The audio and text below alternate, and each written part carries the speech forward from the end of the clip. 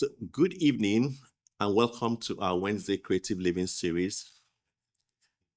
And whether you arrived today feeling whole or half full, whatever state you came in with, whether you're healed or in the process of healing, you are right here on time. The presence of everything good is in our midst. Because in this power we live, we move, and we have our being. In our gathering, we honor the journey, your journey, my journey, not the performance. We welcome every step. We are mindful of every step, every scar, every truth that brought you here. And tonight's title theme, letting go of the lies we believed about ourselves. Letting go of those lies, those subtle lies we believed about ourselves. Inviting us to release the false narratives we've carried. Those stories, some of those stories, you don't even know you're carrying them because they become so part of you that you take them to be the truth. The stories of not being enough. I'm not lovable. I can't do this. I'm not worthy. I'm not capable. All the nots, all the things that we are not. And as we open ourselves to a deeper understanding of wholeness, we remember this. We don't have to be perfect or have everything figured out to be whole. You don't have to dot the I or cross the T's to step out, to trust. Wholeness is about embracing who we are. Here we are, being true to the present moment of who we are, even in the middle of what we are becoming. As Carl Jung once said, I am not what happened to me. I am what I choose to become. That's also bringing up our own path, our choice. What are we choosing now? In that spirit, we realize that our past does not disqualify us, and our unfinished parts do not diminish our worth.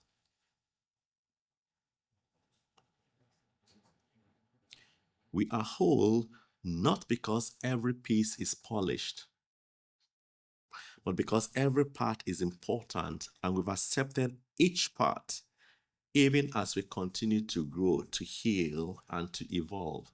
Every step matters. Every breath you take in, every step you've taken in the right direction, it matters to who we are becoming. And to be whole means we can honor our wounds. Yes, those wounds. I appreciate the lessons I learned from this incident. It taught me this, taught me patience. It showed me several other ways to approach situations. So we appreciate those wounds, we honor them, we bless them without being defined by them. You left that place, you picked the lessons, and you're taking your steps forward. It means we can acknowledge the places where we still ache and still trust that we are enough. Because we know in this teaching we are not defined by those wounds, by those scars. They just make us remember that we pulled through a situation, and we are grateful for that. It's the acceptance that life doesn't have to be wrapped up in a bow for us to stand in peace, love, and power. And we are not waiting for someday to be worthy. We are not waiting for a time when, oh, we've sorted this problem out, we are healed of this disease, I have a good job, and this is working out, and everything is aligned to be worthy. You are already worthy. And everything is happening in its perfect time. We are not waiting for someday to be worthy. We are not postponing joy until everything is in place. Remember, joy is your choice. You choose that now. So you choose to be happy. You choose to be joyful. Instead, we are learning to embrace ourselves as we are growing, learning, healing, stretching, and still whole. It's just like when you prune flowers. It could be painful, but you're trying to structure it in the way you want it to grow. Wholeness makes room for imperfection. It blesses the mess and the miracle at the same time. So whatever you think is the mess or the situation, it is the perfect message for where you're going to. It holds space for both joy and sorrow, strength and softness, clarity and mystery. Every of all those things is part of what is making you who you are, whole and complete. It's the yes to all of you, not just to the great parts and the good and the clean and beautiful part, but the hidden, tender, and evolving places too. In this teaching in our classes, we believe that each person here carries something beautiful, sacred within, a deep longing to feel whole. This longing might reveal itself as a desire for peace, for clarity, for abundance, for connection, or simply the freedom to be yourself without pressure or pretenses. What is that thing that when you're quiet, I just want this. I just want expansion. I just want to be peaceful. I just want to be loved. I just want to be free to be myself. So today we trust that something in you is ready to respond to that call, not by becoming someone else, but by embracing who you already are. And that's why we often ask that question, who have you come here to be? You don't need a perfect life to begin healing. No, it's again your decision, your choice. You need willingness to say yes, yes to life, yes to the unfoldment of life, yes to living more fully, right here, right now, as you are. We are not here to chase status or approval. That's why we accept ourselves and approve of ourselves just the way we are. That mirror walk. Look at that mirror and speak things into that person you see in the mirror. What we truly seek is to reconnect with the parts of ourselves we've hidden or silenced, not to fix them, but to welcome them home. That part that you're ashamed to show before anyone. To end the performance, to stop surviving and begin truly living. So tonight's invitation is simple. Release the version of yourself shaped by fear, by expectation, or the need to prove. Those hidden parts you do not want to talk about, they are burdens. We want to release them. We want to return to our true self, the one that's always been enough. So this journey back to wholeness, it's one that we want to talk about where we pause and go within. And we're making a choice to do that now because we know in this present moment, there's so much power. Let's talk a little about ending the performance. We don't even know when we do all this. There's a part of us that shows up when we are alone. And when we come out, we cover that part. So we want to end that performance. Ending the performance is choosing to lay down the constant need to appear okay.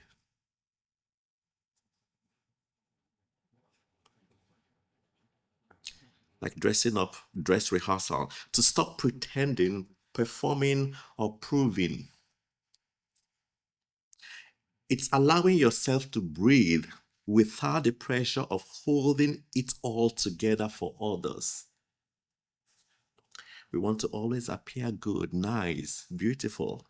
It's the beginning of a new practice of being real and no longer living to meet expectations that were never truly yours. No longer shaping your life around what others need you to be, but instead becoming who you really are. Again, the question would be, who are you really?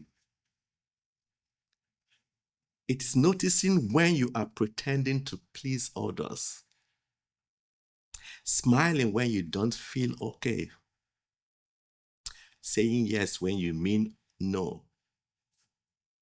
Sometimes we've done this so much that we do not even know when we play into those things, these attributes, and choosing instead to be real.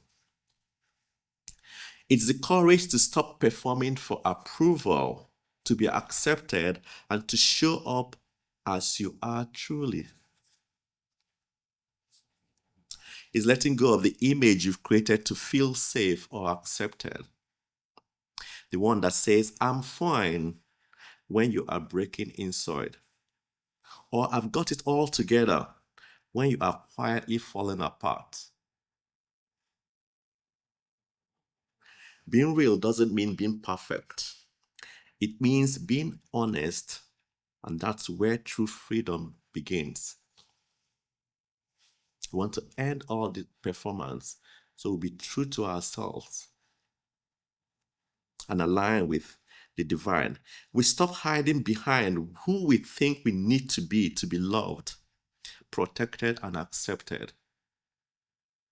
So many of us fall into this. We don't even know when we do it. We just shrink to be accepted. We reduce ourselves to be accepted. And recognize how we've adapted, smoothing out our edges, shrinking our truth, and silencing parts of ourselves just to fit in.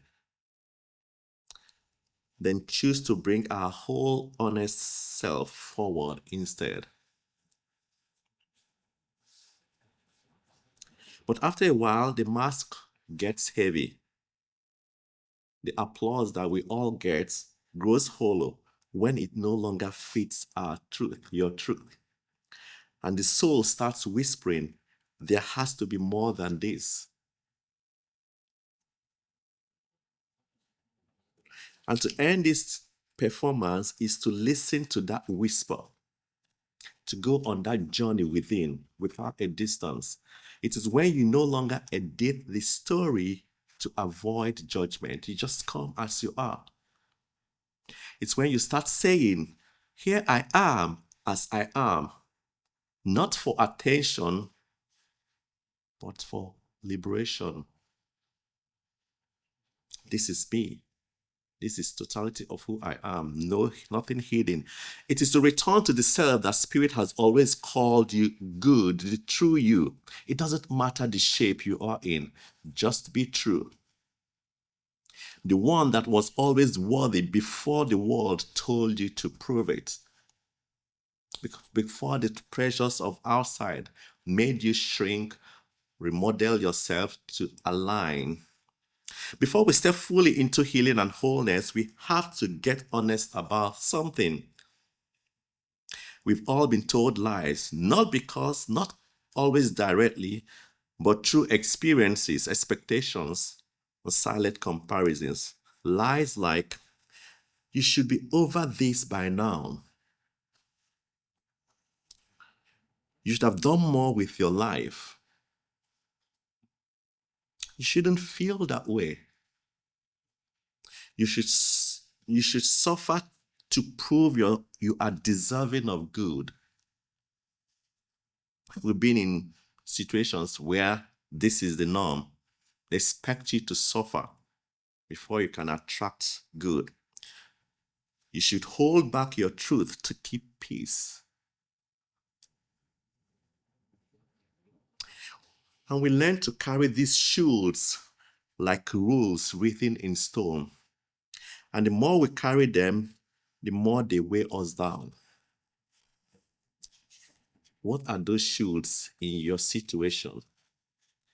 We start believing something is wrong with us for being human, for being just the way we've been created, for not being perfect, fast enough, strong enough, bold enough, healed enough. Oh, you should have been healed by now because you're not doing this and that. These lies hide us in the background, quietly shaping how we see ourselves and what we believe is possible. But we're grateful for this teaching. And that brings us to something we all hold on to, the shields and the heavy stuff we carry. We carry stuff, which is a collection of lies, shame, beliefs, and unresolved narratives. So many stuff, in and out, hanging there.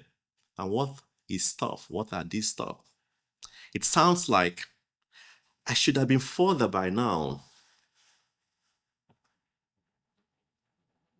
I should have gotten to a certain level by now. I am too old to start again. It's too late for me to become who I was meant to be. I will begin to live in that grief-filled conclusion that closes the door on possibility. If only I had a better childhood, better marriage, or opportunity, this and this and this would have happened. So we live in that quiet belief that healing or success depends on the past that can't be changed. And we know that this principle is not subject to precedent. Maybe this is just how my life is meant to be. That's a heavy, heavy, heavy lie. That's we begin to have a quiet surrender to limitation that disguises itself in acceptance. Maybe this is what I'm created to be. You just benchmark yourself. You limit yourself. If I were truly worthy, I wouldn't still be struggling. Good things don't last for me. Can you imagine this?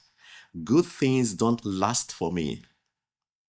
So even in the midst of the good thing, we are preparing for disappointment. Because these are heavy stuff, lies that we hold on to. If I forgive, it means what they did was okay. And you hold on to the weight of unforgiveness, holding on to pain as protection. Again, this is just who I am. People like me don't change. People like me don't go beyond this age. People from my family don't live beyond this age. People from my family are not prosperous. And you just limit yourself. The story runs so long that it feels like your identity.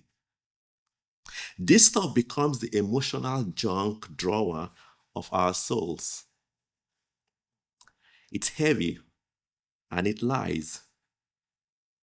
It convinces us that we are the exception to healing.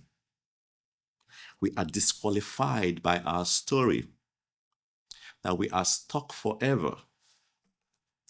But wholeness begins the moment you pause, I pause, and look at that old weight and say with clarity, this is just stuff, and it's not the truth.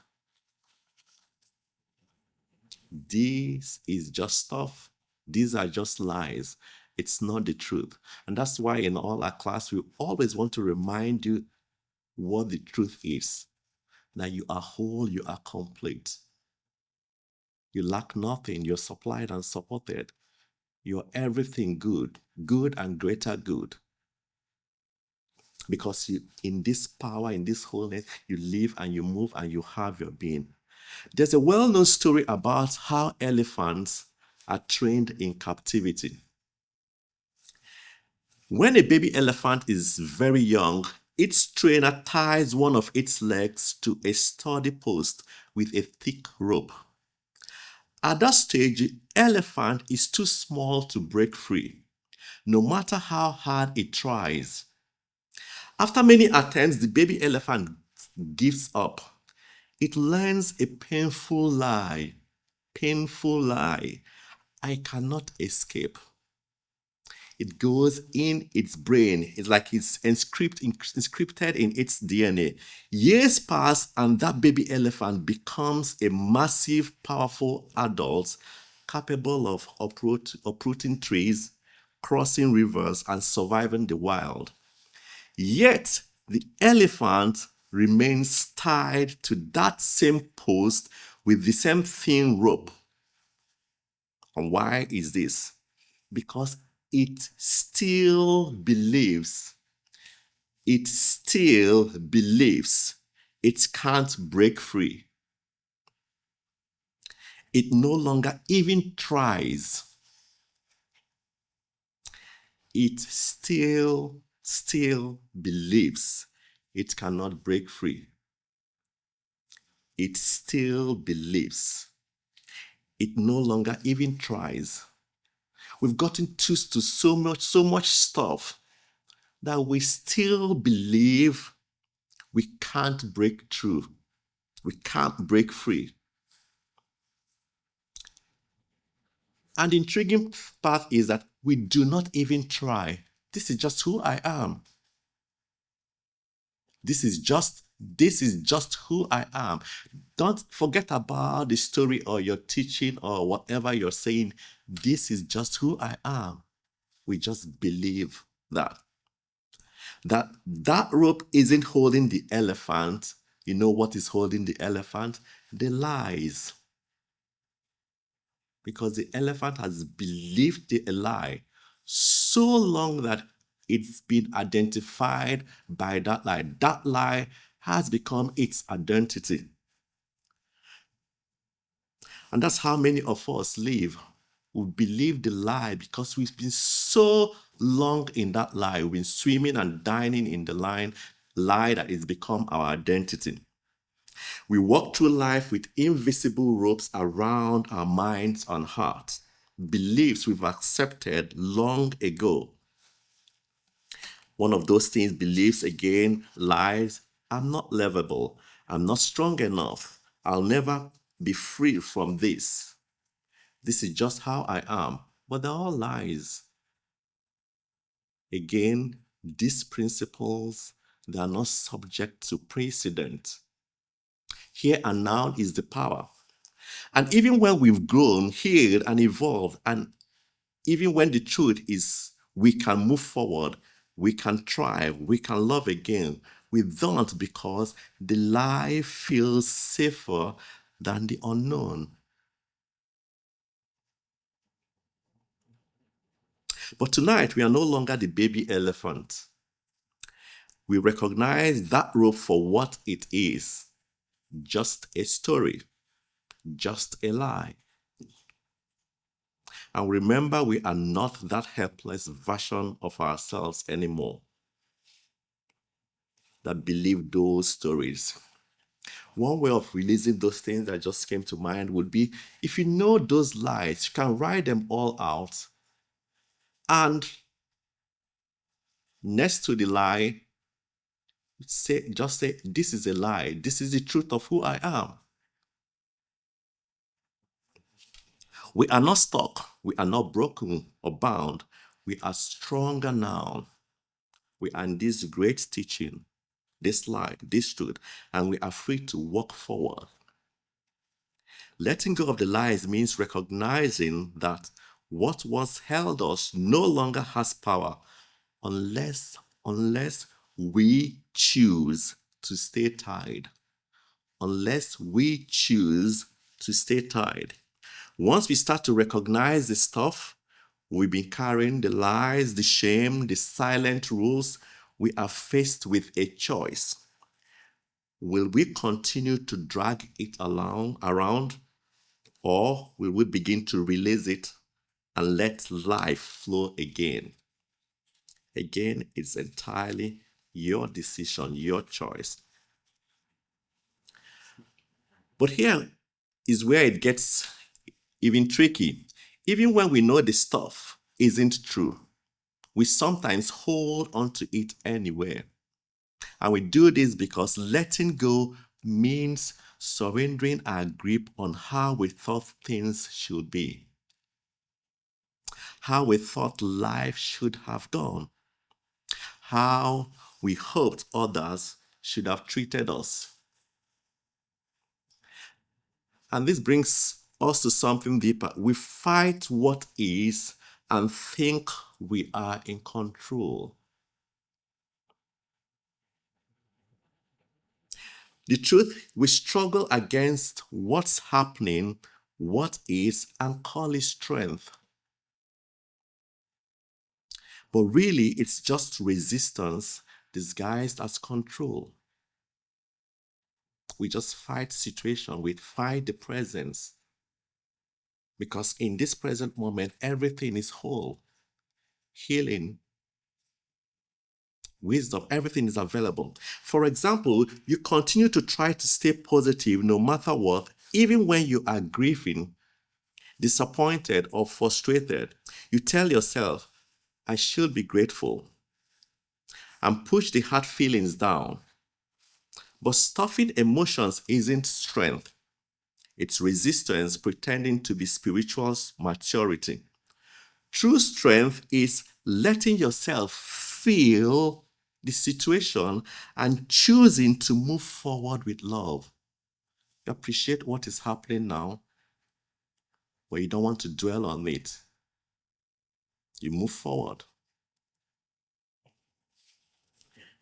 Again, one of the bad things, news is that life is working exactly as our inner beliefs suggest. Again, what you believe, that is what you attract. That is what your life will show. But the good news is that you can change those beliefs. And when you do, your life begins to change too. For example, if you believe you're not good enough, you may repeatedly find yourself in situations where you feel rejected or ignored. Or if you believe people always leave, you might act distant without realizing, pushing people away before they get too close. Again, we call it bad luck, but that's not bad luck, that's resistance. We hold on to old beliefs because they feel safe even when they cause harm. We've gotten so comfortable with status quo. We try to control everything because we are afraid what might happen if we let go. But the truth is, letting go of resistance means accepting what is happening now without fighting it. And we know that the power that we need to change, it's in the present moment.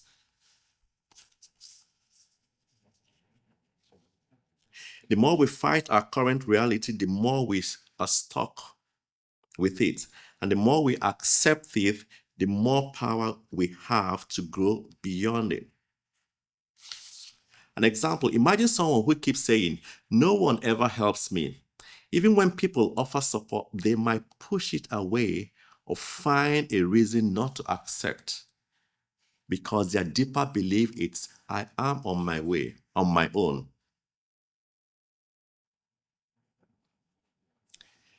To accept help would require letting go of that belief. But letting go means admitting the belief was never true. And that's a kind of honesty we sometimes resist. So what happens? We continue to live within the old belief, not because it serves us, but because it's familiar.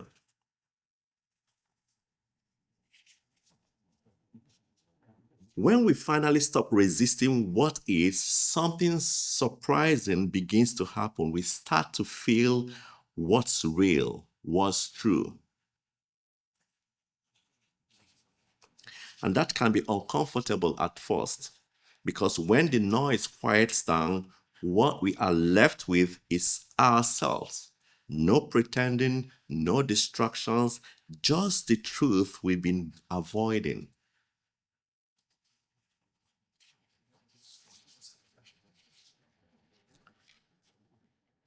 There is where this is where many people turn back, not because they don't want healing, but because healing asks for something that feels risky, and that thing is honesty. To be true to yourself, not just the kind where you tell the truth to others, but the kind where you stop lying to yourself. We all do this sometimes. We say, I'm fine, when we are falling apart. We stay in situations we've outgrown. We pretend we are okay with the things we are not, all to keep the peace or avoid rocking the boat. But at what cost? Again, this brings us to a powerful turning point in becoming whole, the courage to tell the truth. It's not enough to not lie. We have to actively tell the truth. Telling the truth isn't just about speaking facts, it's about living in alignment. When we lie to ourselves or others, even in small ways, something inside us dims. We become disconnected from our center. And no matter how well we pretend on the outside, that disconnect begins to show up in our lives, relationships, in our choices, and in the way we carry ourselves. You cannot be whole and hide at the same time. But here is the grace in it all. Honesty is not harsh, it's healing. It doesn't have to come with shame or blame. It can come gently, like a light shining into a dark room. And you know what telling the truth does? It clears up what's been heavy in your life, in your relationships. It breaks unhealthy patterns and cycles. It brings your life back into alignment with love, purpose, and peace. Because wholeness requires honesty. Telling the truth to yourself invites clarity, but it also challenges something we often hold on to without realizing: the need to be right. That need didn't come from nowhere. For many of us, it began in childhood when being right wasn't about ego, it was about survival. We just want to be right. And because of that, we do everything to be sure to make ourselves right. We stay in patterns that no longer serve us, all to protect the image we built, the idea we have all figured out, or that we've justified in our plan. Again, victims justify destructive behaviors in the name of being right. But here is the truth: you are not that child anymore. You no longer are powerless. You are no longer surviving. You are being called to create. We are co-creators with divine. The moment you give up the need to be right, you free yourself to be real. And being real is where true freedom begins.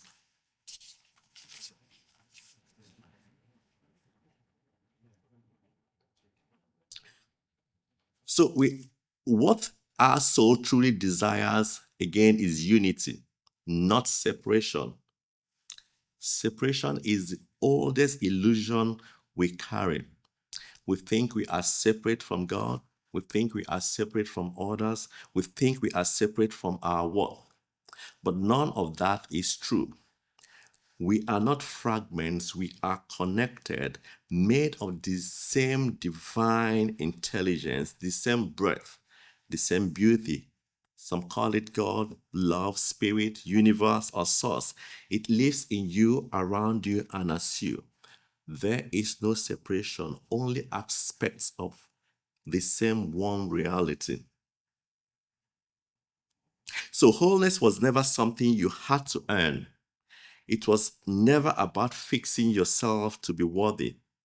Wholeness, it's your nature. It has always been there. Your oneness with life has never been broken.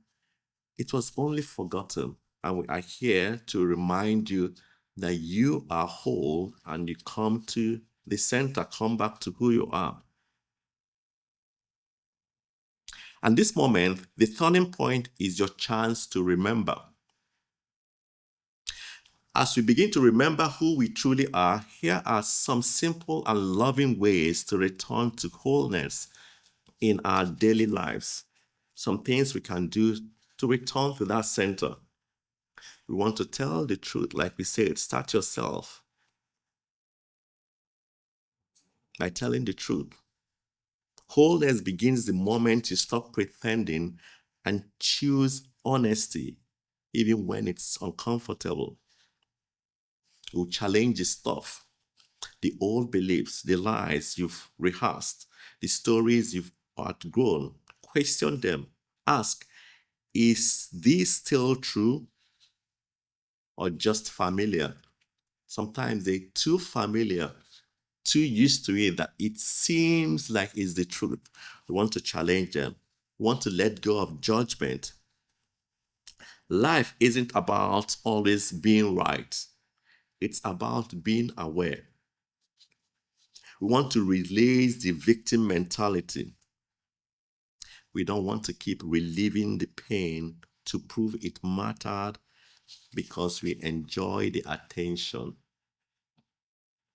You are no longer powerless. You are here to rise from it and create something new. We want to own our reality. We want to come back to the center of our being. There is peace, and the truth is there. We can all go there. We'll pause and go on that journey. And we want to expect more. Hopeful is a beautiful beginning, but expectation is an act of faith. Positively expect the good. Don't just wish for healing. Prepare for it. Work for it. And expect it. Expect joy to meet you. Expect peace to stay. Expect love to find you. Expect miracles, demonstrations to unfold because you're working towards it. You're doing all that you need to do. You are not asking for too much. You are finally opening up to what's already yours. You know what? Life rises to meet your expectation, not just your silent wish or your wish. Life rises to meet your expectation, not your wish. You are not too old. It's not too late.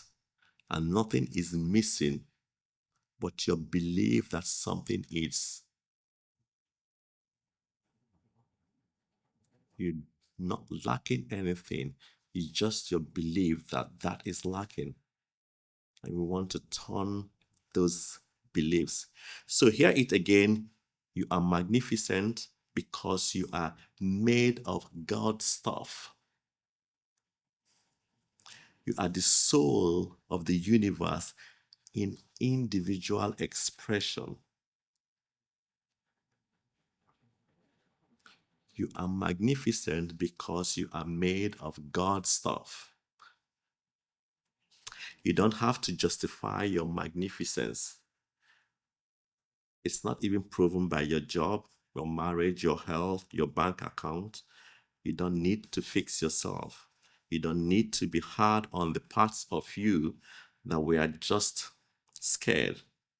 Just come home to what's true, to your wholeness, to you, to that center. Remember, deep at the center of your being, my being, it's an infinite well of love, peace, joy, healing, infinite. And so it is.